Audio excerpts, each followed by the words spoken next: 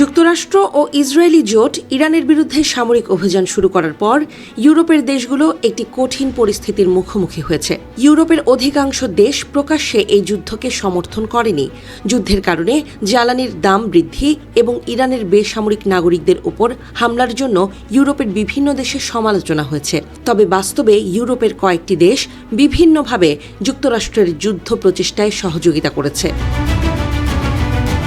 ইউরোপীয় দেশগুলোর ওপর যুদ্ধের সময় আরও সহযোগিতা করার জন্য চাপ সৃষ্টি করেছেন যুক্তরাষ্ট্রের প্রেসিডেন্ট ডোনাল্ড ট্রাম্প।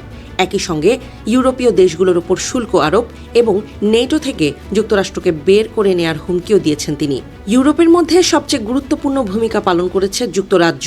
শুরুতে যুক্তরাজ্যের ঘাঁটি ব্যবহার করে ইরানে হামলা চালানোর অনুমতি দিতে অস্বীকার করলেও পরে অবস্থান পরিবর্তন করেন ব্রিটিশ প্রধানমন্ত্রী কিয়ার স্টারমার। শেষ পর্যন্ত যুক্তরাষ্ট্রকে ব্রিটিশ ঘাঁটি ব্যবহার করে ইরানের ক্ষেপণাস্ত্র স্থাপনায় হামলার অনুমতি দেন তিনি। একই সঙ্গে যুক্তরাজ্য নিজেও মধ্যপ্রাচ্যে থাকা সামরিক ঘাঁটি থেকে ইরানের ড্রোন মোকাবেলা করেছে।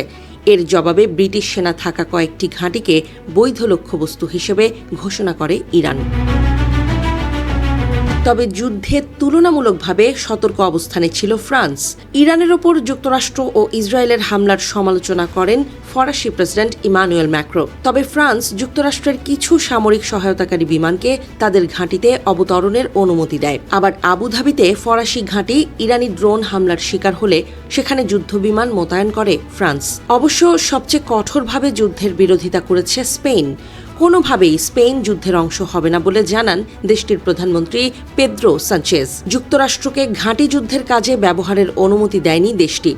এমনকি মার্কিন সামরিক বাহিনীর জন্য স্পেনের আকাশসীমাও বন্ধ করে দেওয়া হয়েছিল। এই কারণে স্পেনের কঠোর সমালোচনা করে দেশটির ওপর শুল্ক আরোপের হুমকি দেন ট্রাম্প।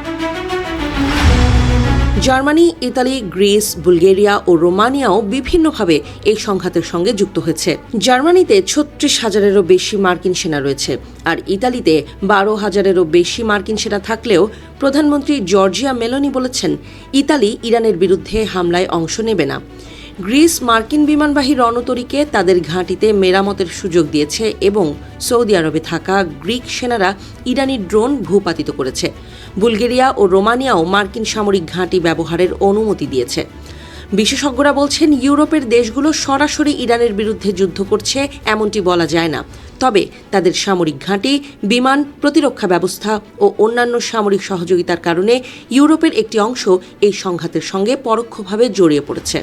যুক্তরাজ্য সবচেয়ে বেশি সহযোগিতা করলেও স্পেন সবচেয়ে দৃঢ়ভাবে যুদ্ধের বিরোধিতা করেছে। ফলে ইরান যুদ্ধ ইউরোপের মধ্যেও যুক্তরাষ্ট্রের সঙ্গে সম্পর্ক, নেটোর ভবিষ্যৎ এবং ইউরোপের নিজস্ব পররাষ্ট্র ও নিরাপত্তা নীতি নিয়ে নতুন বিতর্ক তৈরি করেছে।